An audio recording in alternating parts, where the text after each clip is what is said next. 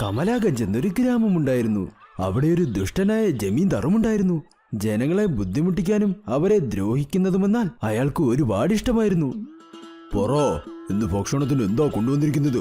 ജമീന്ദാർ അങ്ങുന്നേ, എന്റെ വള വിറ്റ് നിങ്ങൾക്ക് വേണ്ടി ബിരിയാണി കൊണ്ടുവന്നിരിക്കുന്നു. ഇനിയെങ്കിലും ഞങ്ങളുടെ നിലം തിരിച്ചു തരൂ. സൂപ്പർ, വാക്ക് പറഞ്ഞാൽ ഇങ്ങനെയായിരിക്കണം. ഈ നിലം കൊണ്ടുപോയി നീ എന്ത് ചെയ്യാനാണ്? നിന്റെ ഭർത്താവ് എങ്ങനെയാണെങ്കിലും എന്റെ നിലത്തിലൊരു കൂലിക്കാരനല്ലേ? ഞങ്ങളോട് കുറച്ചെങ്കിലും ദയ കാണിക്കും അങ്ങുന്നേ. അപ്പോഴാണ് അവിടേക്ക് കണക്കപ്പിള്ള വന്ന് ഇങ്ങനെ പറഞ്ഞത്. അങ്ങോന്നേ, ഒരു നല്ല വാർത്തയുണ്ട്. അയാൾ അതും നമ്മുടെ അടുത്ത് തന്നെ പണയം വെക്കും, അറിയാമോ? ഇത് നടക്കാത്ത കാര്യമാണ്. എല്ലാ നിലവും എന്റെ പേരിലാണുള്ളത്. അല്ല ജമീന്ദാറെ, ഗ്രാമത്തിലുള്ള എല്ലാ നിലങ്ങളും ഇപ്പോൾ നവീന്റെ അടുത്താണുള്ളത്, അറിയാമോ? ആരാ നവീൻ? അയാളെക്കുറിച്ച് ഞാൻ കേട്ടിട്ടില്ലല്ലോ. അയാളോ കുറച്ചു നാൾ മുമ്പേ ഭാര്യയ്ക്കൊരു അസുഖം വന്ന് മരിച്ചുപോയില്ലേ, അയാളുടെ ഭർത്താവാണ്. ശരി, താൻ നടക്ക്. നമുക്ക് അയാളുടെ വീട്ടിൽ പോയി പ്രശ്നമുണ്ടാക്കിയിട്ട് വരാം. കണക്കപ്പിള്ളയും ജമീന്ദാറും നവീന്റെ വീട്ടിലേക്ക് പോയി. അവിടെ പോയി നോക്കിയപ്പോൾ നവീൻ തന്റെ ഭാര്യയുടെ ഫോട്ടോ നോക്കി സംസാരിച്ചുകൊണ്ട് നിൽക്കുകയായിരുന്നു. കണ്ടോ നീ പോയതിനു ശേഷം ഞാൻ കുറച്ചുപോലും സന്തോഷത്തിലല്ല. എപ്പോഴും നിന്നെ ഓർത്ത് ഞാൻ കരയുകയാണ്. ദൈവകാരുണ്യം കൊണ്ട് നീ എവിടെയാണോ ഉള്ളത് അവിടെ സന്തോഷമായിരിക്കും കേട്ടോ. ഈ സമയത്ത് അയാളെ ശല്യം ചെയ്യുന്നത് ശരിയല്ല നായ്ക്കരെ. തീരുമാനമെടുക്കേണ്ടത് താങ്കളാണ്. തനിക്ക് എന്റെ ഭാര്യയെക്കുറിച്ച് എല്ലാം അറിയില്ലേ? ഇതിൽ പേടിക്കാൻ ഇത്ര എന്താ ഉള്ളത്? അകത്തോട്ട് പോ, നടക്കേണ്ട കാര്യങ്ങൾ ചെയ്യാം. ജമീന്ദാറും കണക്കുപിള്ളയും നേരെ നവീന്റെ വീട്ടിലേക്ക് കയറിപ്പോയി. ഓഹോ, താനല്ലേ ആ നവീൻ? മുൻപ് ഒരു പ്രാവശ്യം താൻ തോട്ടത്തിലിരിക്കുന്നത് ഞാൻ കണ്ടിട്ടുണ്ട്. അതെ, അവിടെ ഞാനും എന്റെ ഭാര്യ കാജലും സമയം ചിലവഴിക്കുകയായിരുന്നു. ശരി, താനൊരു കാര്യം ചെയ്യ്. എല്ലാ സാധനങ്ങളും പാക്ക് ചെയ്ത് ഇവിടെ നിന്നും എല്ലാം സഞ്ചിയിലാക്കി നീ ആ തോട്ടത്തിലേക്ക് തന്നെ പോകോ. ആ കുളത്തിന്റെ അടുത്തുള്ള തന്റെ ആ സ്ഥലം എന്റെ പേരിലേക്ക് എഴുതിത്താ. എന്ത് സംഭവിച്ചാലും ശരി, ഞാൻ ആ സ്ഥലം തന്റെ പേരിലേക്ക് എഴുതി തരാൻ പോകുന്നില്ല. എന്നാൽ താൻ ചെയ്യേണ്ടതൊക്കെ ചെയ്തോ. ജമീന്ദാറും കണക്കപ്പിള്ളയും അപ്പോൾ അവിടെ ഒന്നും മിണ്ടാതെ പുറപ്പെട്ടു വന്നു. അതിനുശേഷം ജമീന്ദാർ ഒരു പാത്രത്തിൽ പായസം എടുത്ത് ഒരു രഹസ്യ അറയിലേക്ക് പോയി. ആ മുറിക്കുള്ളിൽ അയാളുടെ ഭാര്യ ഉണ്ടായിരുന്നു. അവരൊരു മന്ത്രവാദിനിയാണ്. നിങ്ങൾ വന്നോ? പായസത്തിന്റെ മണം കൊള്ളാം. എനിക്ക് താ. ഇനി ഞാൻ എന്ത് ചെയ്യണമെന്നും പറ. രുക്മതി, ഈ ഗ്രാമത്തിലെ ഒരാളുടെ നിലം എന്റെ പേരിലേക്ക് എഴുതണം. അത് ചെയ്തു തീർക്കാൻ നിനക്ക് വേണ്ടി ഞാൻ പണം കൊണ്ടുവന്നിട്ടുണ്ട്. അവന്റെ പേര് നവീൻ. അത്രയുള്ളോ? ഇത്രയും ചെറിയ കാര്യമേ ഉള്ളോ? പായസം ഇവിടെ വച്ചിട്ട് വായടച്ച് ഓടിക്കോ. നിനക്ക് വേണ്ട ജോലികൾ തീരും. ആ രഹസ്യമുറിയുടെ വാതിലടച്ച് ജമീന്ദാർ അവിടെ നിന്നും ഓടി. അന്ന് രാത്രി രുക്മതി നവീന്റെ വീട്ടിലേക്ക് ഒരു മന്ത്രവാദിനിയായി പോയി. ഇന്ന് ഞാൻ നന്നായി പണിയെടുത്തിട്ടുണ്ട്. എനിക്കിന്ന് നല്ല ഉറക്കം വരുന്നുണ്ട്. ഇത്രയും ജോലി ചെയ്തു കഴിഞ്ഞാൽ ഉറക്കം വരേണ്ടത് സാധാരണയാണ്. നവീൻ തന്റെ കട്ടിലിൽ ഉറങ്ങാൻ വേണ്ടി പോയതും അവന്റെ മുൻപിലപ്പോൾ വളരെ ഭയാനകരമായ മുഖമുണ്ടായിരുന്ന രുക്മതി നിൽപ്പുണ്ടായിരുന്നു. ആരാ നീ? അയ്യോ അയ്യോ അയ്യോ, രക്ഷികളെ! നീ നിന്റെ നിലം മുഴുവനും ജമീന്ദാരുടെ പേരിൽ എഴുതി കൊടുത്തില്ലെങ്കിൽ ഞാൻ നിന്നെ എന്റെ കൂടെ കൂട്ടിക്കൊണ്ടുപോകും. നിങ്ങൾ എന്നെ ഒന്നും ചെയ്യരുത്. എന്റെ നിലങ്ങളെല്ലാം ഞാൻ ജമീന്ദാറിന് എഴുതി കൊടുത്തോളാം. ദയവ് ചെയ്ത് എന്നെ വെറുതെ വിടൂ. നവീൻ വേഗത്തിലോടി കണക്കപ്പിള്ളയുടെ വീട്ടിലേക്ക് പോയി അവൻ ഇങ്ങനെ പറഞ്ഞു. അങ്ങൂന്നേ, ഏത് പേപ്പറിലാണ് ഞാൻ ഒപ്പിടേണ്ടതെന്ന് പറയൂ. എവിടെ ഒപ്പിടണമെന്ന് പറയൂ. താൻ ഒരുപാട് വേഗം തന്നെ വന്നല്ലോ. എനിക്ക് എന്റെ ജീവൻ തിരിച്ചു കിട്ടിയാൽ മതി. നിങ്ങൾ യജമാനനോട് പറയൂ, അതിനെ ഇനിയും പറഞ്ഞു വിടരുതെന്ന്. നവീൻ തന്റെ നിലമെല്ലാം ജമീന്ദാറുടെ പേരിലേക്ക് എഴുതി. അപ്പോൾ ഇതെല്ലാം കേട്ടറിഞ്ഞ ജമീന്ദാർ ഒരുപാട് സന്തോഷത്തോടെ ഇങ്ങനെ പറഞ്ഞു. ഇങ്ങനെ ആയത് നന്നായി. ഇനി ഈ ഗ്രാമത്തിലെ എല്ലാ നിലവും എന്റേതാണ്. രുക്മതി എന്റെ കൂടെ ഉള്ളതുവരെ ആർക്കും എന്നോട് അടുക്കാൻ സാധിക്കില്ല. അതെ യജമാന, ഈ ഗ്രാമത്തിൽ കണ്ണിൽ കാണുന്ന എല്ലാ സ്ഥലങ്ങളും ഇനി താങ്കളുടേതായിരിക്കും യജമാന. ഒരു വശത്ത് ഇവർ രണ്ടുപേരും സന്തോഷിച്ചിരുന്നപ്പോൾ മറുവശത്ത് ഗ്രാമജനങ്ങൾ എല്ലാവരും ചേർന്ന് ഒരു സഭ ഒത്തുകൂടി. ഇനിയും എത്ര ദിവസം പറഞ്ഞാ ഈ ജമീന്ദാരുടെ ക്രൂരത അനുഭവിക്കുന്നത്? അവന്റെ ഭാര്യ വളരെ ആപത്തേറിയവളാണ്. അവൾ നമ്മുടെ നേർക്ക് മായാജലം ചെയ്താൽ നമുക്ക് ആർക്കും പിന്നെ ജീവൻ കാണില്ല. നമ്മുടെ കയ്യിൽ ഇനി കുറച്ചുള്ളതും എല്ലാം നഷ്ടമാകും. എന്ന് വെച്ച് ഇങ്ങനെ എത്ര ദിവസം സഹിക്കും? അപ്പോഴാണ് അവരുടെ എല്ലാവരുടെയും നോട്ടം നവീന് നേരെ പോയത്. അവൻ തന്റെ ഭാര്യയുടെ ഫോട്ടോയും കയ്യിൽ വെച്ച് തോട്ടത്തിലേക്ക് പോവുകയായിരുന്നു. നവീൻ, നിൽക്ക്. എവിടോട്ടാ പോകുന്നത്? ആ ഠാക്കൂർ സാഹിബ് ഞങ്ങളെക്കാൾ കൂടുതൽ നിങ്ങളുടെ അടുത്ത് നിന്നാണ് വാങ്ങുന്നത്. എന്നാൽ താനെന്തിന് ഇത്ര ശാന്തത ഭാവിക്കുന്നത്? നീ എന്നാണ് ഇനി പ്രതികരിക്കുന്നത്? അവർ പറയുന്നത് ഒന്നും കേൾക്കാതെ നവീൻ തന്റെ ഭാര്യയുടെ ഫോട്ടോയും പിടിച്ച് തോട്ടത്തിലേക്ക് പോയിക്കൊണ്ടിരുന്നു. അങ്ങനെ അവിടെ പോയി ആ ഫോട്ടോയോട് സംസാരിച്ചു. നീ എന്റെ കൂടെ ഉണ്ടായിരുന്നെങ്കിൽ നമുക്ക് രണ്ടുപേർക്കും ദൂരെ എവിടെങ്കിലും പോകാമായിരുന്നു. നവീൻ ആ ഫോട്ടോ താഴെ വെച്ച് അവൻ കരയാൻ തുടങ്ങി. അപ്പോഴാണ് ആ ഫോട്ടോയിൽ നിന്നൊരു പ്രകാശം വന്നത്. അതിൽ നിന്നും അവന്റെ ഭാര്യയും വന്നു. അത് കണ്ട് ഗ്രാമജനങ്ങൾ എല്ലാവരും ഷോക്കായി പോയി. നീ എങ്ങനെ ഇവിടെ വന്നു? ഞാൻ പറഞ്ഞതൊക്കെ നീ കേട്ടോ? ഞാൻ നമ്മുടെ ഗ്രാമജനങ്ങൾക്ക് ന്യായം കിട്ടാനും പിന്നെ നിനക്ക് സമാധാനം തരാനുമാണ് വന്നത്. അവസാനം നിനക്ക് ആ ഠാക്കൂർ ചെയ്ത അന്യായങ്ങളെല്ലാം മനസ്സിലായല്ലോ. ഞാനെങ്ങനെ അറിയാതെ പോകും? നീ എന്നോട് എല്ലാം പറയുമല്ലോ.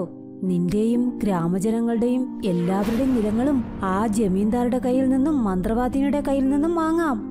ഭാഗ്യ ഇങ്ങനെ പറഞ്ഞതും എല്ലാവരും ചേർന്ന് ജമീന്ദാരുടെ വീട്ടിലേക്ക് പോയി. ഠാക്കൂർ, ഈ ഗ്രാമത്തിൽ തന്റെ അന്യായങ്ങളെല്ലാം അവസാനിക്കുന്ന സമയം വന്നു. എടോ, ഇറങ്ങി വരാൻ. ഗ്രാമജനങ്ങളുടെ ദേഷ്യം കണ്ട് കണക്കപ്പിള്ള ഇങ്ങനെ പറഞ്ഞു. ഈ ഗ്രാമജനങ്ങളെല്ലാം ദേഷ്യത്തോടെ ഒത്തുകൂടി വന്നിരിക്കുന്നു. എന്തിനാണ് ഇവർ വന്നിരിക്കുന്നത്? എടോ, താൻ എന്തൊക്കെ ഈ പറയുന്നത്? നടക്ക്, പോയി നോക്കാം. അവിടെ പോയതിനു ശേഷം ഫോട്ടോയിൽ നിന്നും വെളിയിൽ വന്നിരിക്കുന്ന നവീന്റെ ഭാര്യ ഭാഗ്യയെ അവരുടെ കൂടെ നിൽക്കുന്നത് കണ്ടു. താൻ മുൻപിൽ നടക്ക്, ഞാൻ പോയി രുക്മതിയെ വിളിച്ചുകൊണ്ടുവരാം. ഇനി ഈ ഗ്രാമത്തിൽ നമ്മൾ മാത്രമേ കാണൂ. ഠാക്കൂർ ചെയ്തതൊക്കെ അന്യായമാണെന്ന് എനിക്ക് മുൻപ് തന്നെ അറിയാമായിരുന്നു. അദ്ദേഹം ചെയ്ത തെറ്റിനൊക്കെ അദ്ദേഹത്തിന് വലിയ ശിക്ഷ കിട്ടും. കണക്കപ്പള്ളയും ഗ്രാമജനങ്ങളും സംസാരിച്ചുകൊണ്ട് നിൽക്കുമ്പോൾ അവിടേക്കപ്പോൾ ജമീന്ദാരുടെ മന്ത്രവാദിനി ഭാര്യ വന്നു. അവർ ഗ്രാമജനങ്ങൾക്ക് നേരെയും ഭാഗ്യയ്ക്ക് നേരെയും തീമഴ പൊഴിയിച്ചു. ആ തീയുടെ ചൂട് താങ്ങാൻ വയ്യാതെ ഗ്രാമജനങ്ങൾ എല്ലാവരും ഓടാൻ തുടങ്ങി. നിൽക്കൂ, എല്ലാവരും ഒരിടത്ത് നിൽക്കൂ. ആരും ഒരിടത്തും ഓടേണ്ട ആവശ്യമില്ല. നിങ്ങൾ എല്ലാവരും വന്ന് എന്റെ ഈ ചെറിയ ഫോട്ടോയുടെ മുമ്പിൽ നിൽക്കൂ. ഭാഗ്യ അപ്പോൾ എങ്ങനെയുള്ള മന്ത്രം ചൊല്ലിയെന്നാൽ അവളുടെ ആ ചെറിയ ഫോട്ടോ ഒരു വലിയ ഫോട്ടോയായി മാറി. അങ്ങനെ അതിന്റെ അടിയിൽ ഗ്രാമജനങ്ങൾ എല്ലാവരും ഒളിച്ചിരുന്നു. ആ വലിയ ഫോട്ടോ അവരെ ആകാശത്തിൽ നിന്നും വരുന്ന തീയിൽ നിന്നും രക്ഷിച്ചു. ഞാൻ നിങ്ങളെ ഇപ്പോൾ ഒരു പാഠം പഠിപ്പിക്കാം. ഇപ്പോൾ നീ എന്ത് ചെയ്യാനാ പോകുന്നത്? ഭാഗ്യ തന്റെ മാന്ത്രിക ശക്തിയിലൂടെ പായസം മഴ പൊഴിയിച്ചു. അത് കണ്ടതും ഭാഗ്മതിക്ക് അപ്പോൾ കൊതിയും തോന്നി. അവൾ ഉടനെ താഴെ ഇറങ്ങി വന്ന് ആ പായസം കുടിക്കാൻ തുടങ്ങി. ഈ ഒരു സാഹചര്യം മുതലാക്കി ഭാഗ്യ ഓടിപ്പോയി രുക്മതിയുടെ മുടി വെട്ടിക്കളഞ്ഞു. വേണ്ട വേണ്ട, നീ എന്താ ചെയ്തത്? നീ എന്താ ചെയ്തത്? എന്റെ എല്ലാ തപസ്സും നീ പാഴാക്കി. ഇനി ഞാൻ എന്ത് ചെയ്യും? ഇനി ഞാൻ എന്ത് ചെയ്യും? ഇങ്ങനെ പറഞ്ഞ് രുക്മതി ഗ്രാമത്തിൽ നിന്നും തന്നെ ഓടിപ്പോയി. അവർ ജമീന്ദാറെ തനിച്ചാക്കി. ഇവിടെ നിങ്ങൾ എന്ത് ചെയ്യുവാണ് ഠാക്കൂർ? ഞങ്ങളുടെ നില മുഴുവനും താൻ കൈപ്പറ്റണമെന്ന് കരുതി നിങ്ങളുടെ ഭാര്യ രുക്മതി ഈ ഗ്രാമത്തിൽ നിന്നും ഓടിപ്പോയി. എല്ലാവരും എന്നോട് ക്ഷമിക്കൂ. ഈ ഗ്രാമജനങ്ങൾക്ക് ഞാൻ ഒരുപാട് അന്യായം ചെയ്തു. ദയവ് ചെയ്ത് എന്നോട് എല്ലാവരും ക്ഷമിക്കൂ. ജമീന്ദാറിനെയും കണക്കപ്പിള്ളയും അവർ ഗ്രാമത്തിൽ നിന്നും തുരത്തി. രുക്മതിയും തിരികെ വന്നതേയില്ല. അങ്ങനെ ഭാഗ്യ ഗ്രാമജനങ്ങൾക്ക് ന്യായം നേടിക്കൊടുത്ത് വീണ്ടും ആ ഫോട്ടോയ്ക്കുള്ളിൽ തന്നെ പോയി. ചക്രധർപൂറിന്റെ രാജേന്ദ്ര ബസാർ ഭക്ഷണ സാധനങ്ങൾക്ക് ഒരുപാട് പ്രശസ്തി കിട്ടിയ നാടാണ്. ആ സ്ഥലത്തിൽ പലതരത്തിലുള്ള ഭക്ഷണ സാധനങ്ങൾ കിട്ടുമായിരുന്നു. അവിടേക്ക് ദൂരം നിന്ന് വരെ ജനങ്ങൾ കഴിക്കാൻ വരുമായിരുന്നു. അവിടെ ദീപക് പാനിപ്പൂരി എന്ന് ഒരു സ്റ്റോളും ഉണ്ടായിരുന്നു. അദ്ദേഹത്തിന്റെ പാനിപ്പൂരി സിറ്റി മുഴുവനും ഫേമസ് ആയിരുന്നു. ചേട്ടാ, ഒരു പാനിപ്പൂരി തരൂ. ആ, ഇപ്പോൾ തന്നെ തരാം. ഒരു തവണ ഈ ദീപകിന്റെ കയ്യിൽ നിന്നും പാനിപ്പൂരി കഴിച്ചാൽ നിങ്ങൾ അത് ഒരിക്കലും മറക്കില്ല. വീണ്ടും വീണ്ടും നിങ്ങൾ ഇവിടെ തന്നെ വരും. ഇത് ദീപകിന്റെ പ്രോമിസാണ്. ദീപകിന്റെ സ്റ്റോളിന്റെ അടുത്ത് തന്നെ സുരേഷിന്റെ പഴങ്ങളുടെ സ്റ്റോൾ ഉണ്ടായിരുന്നു. ദീപക്കും സുരേഷും നല്ല സുഹൃത്തുക്കളായിരുന്നു. അവരുടെ രണ്ടുപേരുടെയും കടയുടെ മുൻവശത്തായി വിനോദിന്റെ ഫയർ പാനിന്റെ കട ഉണ്ടായിരുന്നു. ദീപക്കും സുരേഷും പരസ്പരം വിശ്വസ്തരായിരുന്നു. എന്നാൽ അവർ രണ്ടുപേർക്കും വിനോദിനെ ഇഷ്ടമേ അല്ലായിരുന്നു. സുരേഷ് തന്റെ പഴങ്ങളുടെ സ്റ്റോൾ ക്ലോസ് ചെയ്തുകൊണ്ടിരിക്കുമ്പോൾ, എടോ ദീപക്, 10 മണിയായി, കടയടയ്ക്കേണ്ട സമയമായി. ഞാൻ കടയടയ്ക്കാൻ പോകുക. നിനക്കറിയാമോ വിനോദിന്റെ കട 2 ദിവസമായി അടച്ചിട്ടിരിക്കുക. ഓ, അവനെ കുറിച്ച് അറിഞ്ഞിട്ട് ഞാനിപ്പോൾ എന്തു ചെയ്യാനാ? അവൻ ഷിംലയിൽ കറങ്ങാൻ പോയി കാണും. ഫേസ്ബുക്കിലെ പോസ്റ്റ് നീ കണ്ടില്ലേ? അവന്റെ കടയും അവൻ നന്നായി പബ്ലിസിറ്റി ചെയ്യുന്നുണ്ട്. യൂട്യൂബിൽ നിന്നും അവന് വരുമാനമുണ്ട്. അവന്റെ ഫയർ പാൻ ഒരുപാട് ഫേമസ് ആയിട്ടുണ്ട് ഇപ്പോൾ. അതെ അതെ, താൻ പറയുന്നതും ശരിയാ. അവനെ പോലെയൊന്നും നമുക്ക് പറ്റില്ല. നമ്മളെ പോലെയുള്ള ജനങ്ങൾ ലക്ഷക്കണക്കിനുണ്ട്. അവന്റെ കട തന്നെ വ്യത്യസ്തമാ, അതുകൊണ്ടാ ഫേമസ്. അത് നീ വിട്, നമുക്ക് വീട്ടിൽ പോകാം.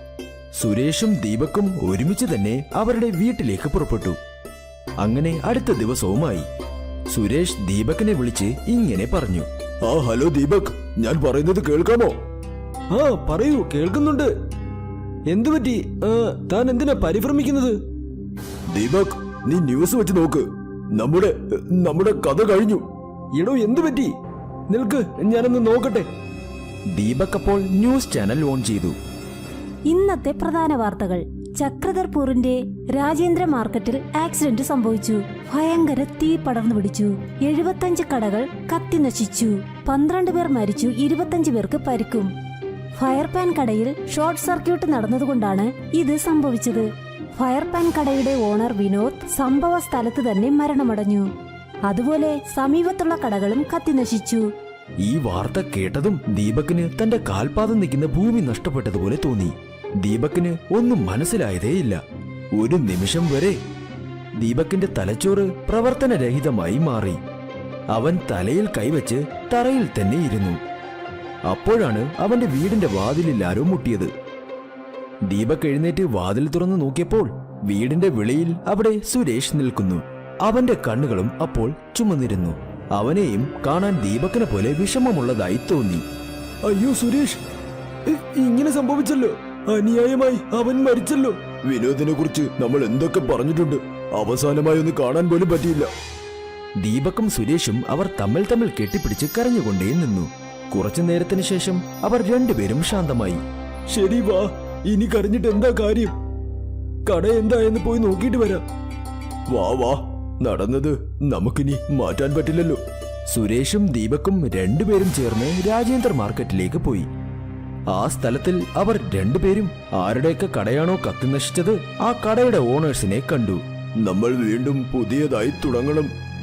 നമ്മൾ എങ്ങനെയായിരുന്നോ അങ്ങനെ മാറാൻ വേണ്ടി മാസങ്ങളോളമാകും. നമ്മളെ തന്നെ ദൈവം ഇങ്ങനെ പരീക്ഷിക്കുന്നല്ലോ. വീണ്ടും ഉയർത്തെഴുന്നേറ്റ് വരാൻ ദൈവം എല്ലാവർക്കും ശക്തി തരട്ടെ. ദൈവം ആത്മവിശ്വാസം കൈവിടാതെ ഇരിക്കാൻ എല്ലാവർക്കും ശക്തി തരട്ടെ. ദീപക്കും സുരേഷും വീണ്ടും അവരുടെ കട തുറക്കാൻ ജോലി ചെയ്തുകൊണ്ടിരുന്നു. അവരുടെ മുൻപിലാണ് വിനോദിന്റെ കത്തി നശിച്ച കടയും ഉണ്ടായിരുന്നത്. വിനോദിന്റെ കുടുംബം ആ സ്ഥലത്തിലേക്ക് അവരുടെ കത്തി നശിച്ച കട കാണാൻ വന്നു. മരിച്ചുപോയ വിനോദിന്റെ ഭാര്യ അപ്പോൾ കരയുകയായിരുന്നു. ഇതെല്ലാം കണ്ടപ്പോൾ ദീപക്കിനും സുരേഷിനും ഒരുപാട് സങ്കടവും തോന്നി.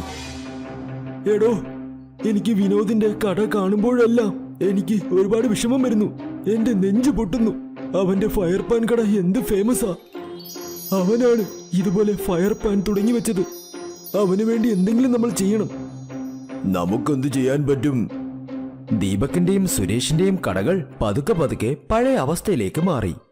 ദീപക്കും സുരേഷും ദിവസവും വിനോദിന്റെ കട നോക്കുമായിരുന്നു. അത് കണ്ട് അവർ വിഷമിക്കുമായിരുന്നു. അങ്ങനെ ഒരു ദിവസം ദീപക്കിന് ഒരു ഐഡിയ തോന്നി. എടോ സുരേഷ്, നോക്ക്, എന്റെ കയ്യിൽ ഒരു ഐഡിയ ഉണ്ട്. വിനോദിന്റെ ഫയർ പാനിൽ നിന്നും ഇൻസ്പയർ ആയി നമുക്കെന്തുകൊണ്ട് ഫയർ പാനിപ്പൂരി വിറ്റുകൂടാ? ആ ക്രെഡിറ്റ് വിനോദിന് തന്നെ കൊടുക്കാം. ഇതിലൂടെ ജനങ്ങൾ അവനെ എന്നും ഓർക്കുകയും ചെയ്യും. നമുക്കും ഫേമസ് ആകാം. തന്റെ ഐഡിയയൊക്കെ കൊള്ളാം, ഡിഫറന്റ് ആയിട്ടുണ്ട്. നമുക്ക് ചെയ്യാം. അതിനുശേഷം സുരേഷും ദീപക്കും ചേർന്ന് ഫയർ പാനിപ്പൂരിയുടെ ഒരു കട തുറന്നു. ആ കടയ്ക്ക് ഒരു വലിയ പോസ്റ്ററും ഒട്ടിച്ചു. ആ പോസ്റ്ററിൽ വിനോദിനെ കുറിച്ചായിരുന്നു എഴുതിയിരുന്നത്. ഇത് വിനോദിന് വേണ്ടിയാണെന്ന് അതിൽ എഴുതിയിരുന്നു. ആ പോസ്റ്ററിൽ എങ്ങനെ ദീപക്കിന് ഫയർ പാനിപ്പൂരി ഉണ്ടാക്കാനുള്ള ഐഡിയ വിനോദിന്റെ കയ്യിൽ നിന്നും കിട്ടിയതെന്ന് എഴുതിയിരുന്നു. അതിൽ വിനോദ് എപ്പോഴും പുതുമയുള്ള കാര്യങ്ങൾ ചെയ്യണമെന്ന് ചിന്തിക്കുമെന്നുള്ള കാര്യവും എഴുതിയിട്ടുണ്ടായിരുന്നു. അതിനോടൊപ്പം തന്നെ അവർ മറ്റൊരു ബോർഡും ഉണ്ടാക്കി വെച്ചിട്ടുണ്ടായിരുന്നു. അതിൽ ഉപഭോക്താക്കൾക്ക് റിവ്യൂ എഴുതാമായിരുന്നു. അങ്ങനെ നോക്കി നിൽക്കുമ്പോൾ തന്നെ യുവാക്കൾക്കിടയിൽ ഫയർ പാനിപ്പൂരി വളരെയധികം ഫേമസ് ആയി. ഞാൻ പറഞ്ഞതല്ലേ തന്റെ ഐഡിയ ഉറപ്പായും സക്സസ് ആകുമെന്ന്. എനിക്ക് തുടക്കം തന്നെ അറിയാം. വിനോദ് വളരെ നല്ല മനുഷ്യനാ. അവൻ എത്രത്തോളം ഫ്രണ്ട്സ് ഉണ്ടായിരുന്നു. ജനങ്ങൾ അവനെക്കുറിച്ച് എന്ത് സ്നേഹത്തോടെ പറയുമായിരുന്നു. നമ്മുടെ റിവ്യൂ ബോർഡിൽ എല്ലാവരും എഴുതുന്നു. ഇതെല്ലാം വിനോദ് കാണുന്നുണ്ടെങ്കിൽ എത്രത്തോളം സന്തോഷിക്കും. അതെ അതെ, താൻ പറഞ്ഞത് ശരിയാ. എനിക്ക് ഒരുപാട് സന്തോഷമുണ്ട്. എനിക്ക് തോന്നുന്നത് നമുക്കും ഒരു യൂട്യൂബ് ചാനൽ തുടങ്ങാമെന്നാണ്. ഇതിലൂടെ നമുക്കും നല്ലതുപോലെ ഫേമസ് ആകാം. അതെ അതെ, അത് നമ്മൾ വേഗം ചെയ്തേ പറ്റൂ. അതിനുശേഷം ദീപക്കും സുരേഷും ചേർന്ന് ഫയർ പാനിപൂരിക്കുള്ള ഒരു യൂട്യൂബ് ചാനലും തുടങ്ങി. അതിൽ അവർ ഫയർ പാനിപൂരിക്ക് വേണ്ടിയുള്ള റെസിപ്പി, പിന്നെ അത് എങ്ങനെ കഴിക്കണമെന്നുള്ള കാര്യവും ഷെയർ ചെയ്തു. ആ വീഡിയോയ്ക്ക് ഒരുപാട് വ്യൂസും കിട്ടി. അങ്ങനെ നോക്കി നിൽക്കെ തന്നെ അവരുടെ സബ്സ്ക്രൈബേഴ്സും കൂടി വന്നു. അങ്ങനെ ഇതിലൂടെ കിട്ടുന്ന വരുമാനം അവർ രണ്ടുപേരും തുല്യമായി പകർന്നെടുത്തു. അങ്ങനെ രണ്ടുപേരും ഒരുപാട് ഫേമസ് ആയി. അതുമാത്രമല്ലാതെ അവരുടെ ഫയർ പാനിപൂരി ആ ദേശം മുഴുവനും ഫേമസ് ആയി. അതോടൊപ്പം തന്നെ വീണ്ടും ഒരുപാട് സ്ഥലങ്ങളിൽ അത് വിറ്റുപോയി. ഷിംല എന്നൊരു നാട്ടിൽ സൂര്യ എന്നൊരു പയ്യൻ ഉണ്ടായിരുന്നു. സൂര്യയുടെ അച്ഛന് ഒരു ചായക്കടയും ഉണ്ട്. അവൻ രാവിലെ അവരെ സഹായിച്ച് സ്കൂളിലേക്ക് പോകുമായിരുന്നു. എന്നാൽ സ്കൂളിൽ സൂര്യയോട് ആരും അങ്ങനെ സംസാരിക്കുകയില്ലായിരുന്നു. കാരണം അവൻ ഒരു ചായക്കടക്കാരന്റെ മകനല്ലേ. അവൻ എല്ലാവരുമായി സംസാരിക്കാൻ ശ്രമിച്ചിരുന്നു. പല ഫ്രണ്ട്സുകളുടെ ഗ്രൂപ്പിലും ചേരണമെന്നും ആഗ്രഹിച്ചു. എന്നാൽ ആരും അവനോട് സംസാരിച്ചതേയില്ല. അവൻ അതും മറികടന്ന് ആരോടെങ്കിലും സംസാരിക്കാൻ ശ്രമിച്ചാൽ എല്ലാവരും അവനെ കളിയാക്കുമായിരുന്നു. ആരെങ്കിലും എന്റെ കൂടെ വീഡിയോ ഗെയിം കളിക്കുന്നോ? ഹാ, ഞാൻ കളിക്കാൻ വരാം. അയ്യേ, ഞാൻ ചായ ഉണ്ടാക്കാനല്ല, ഗെയിം കളിക്കാനാ വിളിച്ചത്. നീ വരണ്ട. സൂരി ഒരുപാട് വേദനിച്ചിരുന്നു. അവൻ വീട്ടിലേക്ക് പോയതും മുഖം താഴ്ത്തി പിടിച്ചിരിക്കാൻ തുടങ്ങി. സൂര്യയുടെ അച്ഛൻ ഇതെല്ലാം ശ്രദ്ധിച്ച് അവന് വേണ്ടി കഴിക്കാൻ ഭക്ഷണം കൊണ്ടുവന്നു. ആ, എന്തുപറ്റി സൂരി? നീ നല്ല വിഷമത്തിലാണല്ലോ. ഇതാ കഴിക്ക്, നല്ല രുചിയുണ്ട്. അച്ഛാ, അച്ഛൻ എന്താ വേറെ ജോലിയൊന്നും നോക്കാത്തത്? അച്ഛന് ചെയ്യാൻ ഈ ഒരു ജോലി മാത്രമേ കിട്ടിയുള്ളൂ. ചായ കച്ചവടത്തിന് എന്താ കുഴപ്പം? ദിവസവും എല്ലാവർക്കും ഡിമാൻഡുള്ള സാധനമാണ്. ഇല്ല, എന്റെ ഫ്രണ്ട്സ് എല്ലാവരും എന്നെ കളിയാക്കുക. അവരെന്നെ കളിക്കാനൊന്നും ചേർക്കുന്നതേ ഇല്ല. മോൻ എന്താ കളിക്കേണ്ടത്? ഇപ്പോൾ തന്നെ കളിക്കാം. അച്ഛന്റെ കൂടെ ഇല്ല, എനിക്ക് അവരുടെ കൂടെ കളിക്കണം. ഇങ്ങനെ പറഞ്ഞ് അവൻ ഒന്നും കഴിക്കാതെ അവിടെ നിന്നും ഇറങ്ങിപ്പോയി. സൂര്യയുടെ അച്ഛനും സൂരി പറയുന്നത് കേട്ട് ഒരുപാട് വിഷമിച്ചു. കാരണം അദ്ദേഹം കാരണമാണ് സൂര്യയുടെ എല്ലാ ഫ്രണ്ട്സും സൂര്യയെ അവഗണിച്ചിരുന്നത്. അടുത്ത ദിവസം മുതൽ അദ്ദേഹം ചായ വിൽക്കുന്നതോടൊപ്പം വേറെ ഒരു ജോലിയും അന്വേഷിക്കുന്നുണ്ടായിരുന്നു. മറ്റൊരു വശത്ത് സൂര്യയുടെ സ്കൂളിൽ കുട്ടികളെ വെളിയിൽ ട്രിപ്പിന് കൊണ്ടുപോകാൻ പ്ലാൻ ചെയ്തുകൊണ്ടിരുന്നു. കുറച്ച് ദിവസങ്ങൾക്ക് ശേഷം നിങ്ങളെ എല്ലാവരെയും കാട്ടിലേക്ക് ട്രിപ്പിന് കൊണ്ടുപോകുന്നുണ്ട്. അതിന് എന്തൊക്കെയാണോ ആവശ്യം എല്ലാം പാക്ക് ചെയ്തോളൂ കേട്ടോ. കുട്ടികളെല്ലാവരും ഒരുപാട് സന്തോഷിച്ചു. സൂരി വീട്ടിലേക്ക് വന്നതും തന്റെ അച്ഛനോട് ഈ കാര്യം പറഞ്ഞു. അച്ഛാ, ഞങ്ങളുടെ സ്കൂളിൽ നിന്നും കാട്ടിലേക്ക് ട്രിപ്പിന് കൊണ്ടുപോകുക. എനിക്ക് ആവശ്യമുള്ള സാധനങ്ങളെല്ലാം പാക്ക് ചെയ്ത് തരൂ. ഹാ, കൊള്ളാമല്ലോ. അതെന്തായാലും നന്നായി. പോകുമ്പോൾ എന്തെങ്കിലും ഒരു പാത്രം നീ എടുത്തുകൊണ്ട് പോ. അവിടെ പോയി നിനക്ക് എന്തെങ്കിലും ഉണ്ടാക്കി കഴിക്കാം കേട്ടോ. ശരി അച്ഛാ, ഉറപ്പായും. പിന്നെ നിന്റെ അടുത്ത് വേറൊരു കാര്യം പറയണം. ഞാനൊരു പുതിയ ജോലി അന്വേഷിക്കുക. ഇനി മുതൽ നിന്റെ ഫ്രണ്ട്സിനോട് നീ അപമാനപ്പെടേണ്ട കാര്യമില്ല. അവർ നിന്നോട് ഇനി സംസാരിച്ചോളും. സത്യമായിട്ടും? അതെ. സൂരി സന്തോഷത്തോടെ തന്റെ അച്ഛനെ കെട്ടിപ്പിടിച്ചു. ചില ദിവസങ്ങൾക്ക് ശേഷം കാട്ടിലേക്ക് ട്രിപ്പ് പോകാനുള്ള ദിവസവും വന്നു. എല്ലാവരും ആ കാട്ടിലേക്ക് പോയതും അവർ ട്രെക്കിംഗ് ചെയ്യാൻ തുടങ്ങി. ഞാൻ എല്ലാവരെയും 4 ഗ്രൂപ്പ് ആക്കാൻ പോകുക. അതിൽ ഒരാൾ ലീഡറായിരിക്കും. അവരെല്ലാവരും ഒത്തൊരുമയോടെ എല്ലാ ജോലിയും ചെയ്യണം. എല്ലാവരും ലീഡർ പറയുന്നത് കേൾക്കണം കേട്ടോ. എല്ലാവരും അവരുടെ ബാഗും എടുത്ത് ട്രെക്കിംഗ് തുടങ്ങി. ആരെയാ ലീഡർ ആക്കിയത്? ഇവന് ചായ അല്ലാതെ വേറെ ഒന്നും അറിയില്ല. എല്ലാവരും ചിരിക്കാൻ തുടങ്ങി. എന്നാൽ സൂര്യയുടെ മനസ്സ് ഒരുപാട് വേദനിച്ചു. കുറച്ചു ദൂരം നടന്നു പോയപ്പോൾ അയാന് ക്ഷീണമായി. ശരി, ഇവിടെ കുറച്ചു നേരം നിൽക്കാം, എന്തെങ്കിലും കഴിക്കാം. മറ്റുള്ളവരും സമ്മതിച്ച് അവർ അവിടെ തന്നെ നിന്നു. ഇല്ല, നമ്മൾ നിൽക്കാൻ പാടില്ല. ഇങ്ങനെ നമ്മൾ നിന്നാൽ ലേറ്റായി പോകും. കുറച്ചു സമയത്തിനുള്ളിൽ ഇനി നേരവും ഇരുട്ടും. എന്താ, ലീഡറായെന്ന് വെച്ച് ഞങ്ങൾക്ക് ഓർഡർ ഇടുവാണോ? ഇല്ല, ഞങ്ങൾ വരില്ല. നീ വേണമെങ്കിൽ പൊയ്ക്കോ. ഞങ്ങൾക്ക് കുറച്ച് കഴിക്കണം, എന്നിട്ടേ വരൂ. പോ. സൂരി എത്ര പറഞ്ഞിട്ടും അവർ അവിടെ തന്നെ നിന്നു. ലീഡർ ആയതുകൊണ്ട് സൂര്യക്ക് അവരെ വിടാൻ സാധിച്ചില്ല. അവനും അവരുടെ കൂടെ തന്നെ നിന്നു. കുറച്ചു നേരത്തിനുള്ളിൽ ടീച്ചറും മറ്റു കുട്ടികളും അവർ മുൻപിലേക്ക് പോയി. എന്നാൽ ഇവർ അതേ സ്ഥലത്ത് തന്നെ നിന്നു. കുറച്ചുനേരം വിശ്രമിച്ച് കഴിച്ചതിന് ശേഷം അവരെല്ലാവരും തിരിച്ച് ട്രെക്കിംഗ് തുടങ്ങി. എന്നാൽ അന്ന് വളരെ വേഗം സൂര്യൻ അസ്തമിച്ചു. അതുകൊണ്ട് അന്തരീക്ഷവും ഇരുട്ടായി. അയ്യോ, രാത്രിയായല്ലോ. ഇപ്പോ ഒന്നും കാണാൻ പറ്റുന്നില്ല. മറ്റു കുട്ടികളും പേടിക്കാൻ തുടങ്ങി. കുറച്ചു സമയം കഴിഞ്ഞപ്പോൾ അവർക്ക് എന്ത് പ്രശ്നം വന്നെന്നാൽ അവിടെ നിന്നും പോകാനുള്ള വഴി കണ്ടുപിടിക്കാൻ ബുദ്ധിമുട്ടായി. അതുകൊണ്ട് അവർക്ക് അവിടെ തന്നെ താമസിക്കേണ്ടി വന്നു. ഇപ്പോൾ എനിക്കും വഴിയറിയില്ല. എനിക്ക് തോന്നുന്നു നമ്മൾ ഉച്ചത്തിൽ വിളിക്കണമെന്ന്. ഉടനെ എല്ലാവരും ചേർന്ന് ടീച്ചറിനെയും ബാക്കിയുള്ള കുട്ടികളെയും ഒച്ചത്തിൽ വിളിച്ചു. എന്നാൽ അതിലൊരു പ്രയോജനവുമില്ലായിരുന്നു. ടീച്ചർ, ടീച്ചർ, ഞാൻ വിളിക്കുന്നത് കേൾക്കാമോ? ഞങ്ങളിവിടെ പെട്ടു. ആരെങ്കിലും ഉണ്ടോ? എല്ലാവരും ശബ്ദമുണ്ടാക്കി നോക്കി. എന്നാൽ ഒരു മറുപടിയും കിട്ടിയില്ല. നമ്മൾ ഒരുപാട് പിന്നിലായിപ്പോയി. നമുക്ക് മുൻപോട്ടുള്ള വഴിയും അറിയില്ല. അതുകൊണ്ട് നമുക്ക് ഇവിടെ നിൽക്കാം. ഒരുപക്ഷെ നമ്മൾ മുൻപോട്ട് പോയാൽ നമുക്ക് വഴി തെറ്റും. ഇല്ല, നമ്മൾ ഇനിയും ട്രൈ ചെയ്യണം. കൃത്യസ്ഥലത്ത് നമ്മൾ എത്തിയാലോ? രാത്രി ഒരുപാട് നേരമായി. മൃഗങ്ങൾ വല്ലതും വരുമോ? ടീച്ചർ നമ്മളെ അന്വേഷിച്ച് ഉറപ്പായും വരും. അതുകൊണ്ട് നമുക്ക് ഇവിടെ തന്നെ നിൽക്കാം. എല്ലാവർക്കും അത് ശരിയായി തോന്നി. അവർ അവിടെ തന്നെ താമസിച്ചു. എന്നാൽ കുറച്ചു നേരത്തിനുള്ളിൽ രാത്രിയുമായി. നല്ല തണുത്ത കാറ്റും വീശുന്നുണ്ടായിരുന്നു. അതോടൊപ്പം അവരുടെ കയ്യിലുണ്ടായിരുന്ന ഭക്ഷണവും തീരുന്നുണ്ടായിരുന്നു. അയ്യോ, ഭക്ഷണമെല്ലാം തീർന്നു. കുറച്ചു കഴിയുമ്പോൾ വെള്ളവും തീർന്നു പോകുമല്ലോ. ഇപ്പോൾ ഉള്ളത് കഴിക്കാം, എന്നാൽ പോകണമല്ലോ. എന്നാൽ എവിടെ പോകും? റോഡ് എവിടെയാണെന്ന് നമുക്കറിയില്ലല്ലോ. എനിക്കിവിടെ പേടിയാകുന്നു. ഏതെങ്കിലും മൃഗം വന്നാൽ എന്ത് ചെയ്യും? അയ്യോ, നന്നായി തണുക്കുന്നുണ്ടല്ലോ. എനിക്കും തണുക്കുന്നു. ഞാൻ തീ കത്തിക്കാം. അവരെല്ലാവരും ചേർന്ന് തീയും കത്തിച്ചു. കുറച്ചു സമയത്തിന് ശേഷം കത്തുന്ന തീയും കുറയാൻ തുടങ്ങി. ഇപ്പോൾ എന്ത് ചെയ്യും? തീയും കെട്ടുപോകുന്നല്ലോ. കാട്ടിലെ മൃഗങ്ങൾ വന്ന് കഴിക്കുന്നതിന് മുൻപ് ഇവിടത്തെ തണുപ്പ് കൊണ്ട് തന്നെ നമ്മൾ ചാകുമെന്ന് തോന്നുന്നു. സൂരി കുറച്ച് ചിന്തിച്ച് ഇങ്ങനെ പറഞ്ഞു. എന്റെ കയ്യിൽ ഒരു പ്ലാനുണ്ട്. എന്റെ ബാഗിനുള്ളിൽ ഒരു പാത്രവും ചായപ്പൊടിയും ഉണ്ട്. അതിൽ തീ കെട്ടുപോയാലും ചൂടുണ്ടായിരിക്കും. നമ്മളെയും ചൂടാക്കി നിർത്തും. സൂരി ഉടനെ ആ പാത്രം വെളിയിലെടുത്തു. പിന്നെ എല്ലാവരും അവരവരുടെ വെള്ളവും കൊടുത്തു. എന്നിട്ടും അപ്പോൾ വെള്ളം കുറവായിരുന്നു.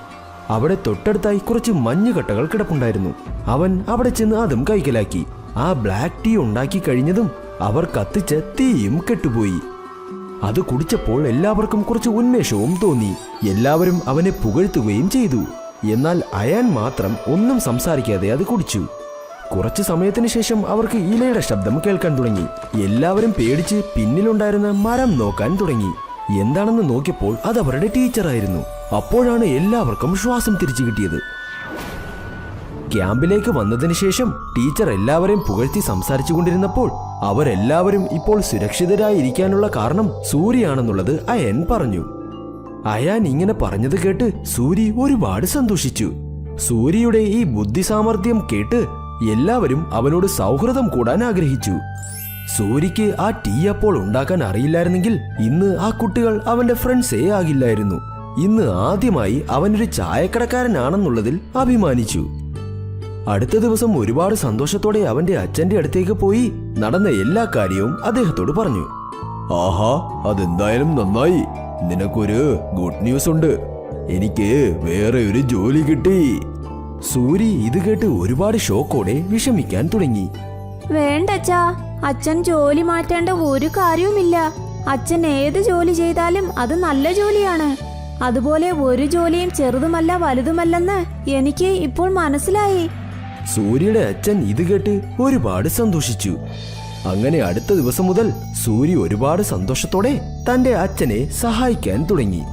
പിന്നെ സൂരി സ്കൂളിൽ എത്തിച്ചേർന്നതും എല്ലാവരും അവന്റെ അടുത്തേക്ക് വന്ന് സംസാരിക്കാൻ തുടങ്ങി. അതോടൊപ്പം അവനുമായി കളിക്കുകയും ചെയ്തു.